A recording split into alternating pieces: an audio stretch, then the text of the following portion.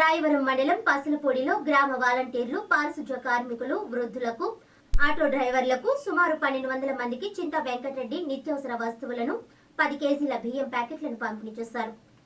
చింతా సుబ్బారాయుడు మొదటి వర్ధంతి సందర్భంగా వారి కుమారుడు వెంకటరెడ్డి ఏర్పాటు చేసిన ఈ కార్యక్రమంలో చింతా కృష్ణారెడ్డి, చింతా శృతి, కొవ్వూరి వెంపరెడ్డి, కొవ్వూరు సత్యనారాయణ రెడ్డి, కొవ్వూరు శ్రీనివాసరెడ్డి, సత్తి లక్ష్మీ భాస్కర్ రెడ్డి, మల్లిడి రామారెడ్డి, గ్రామ వాలంటీర్లు, గ్రామస్తులు తదితరులు పాల్గొన్నారు.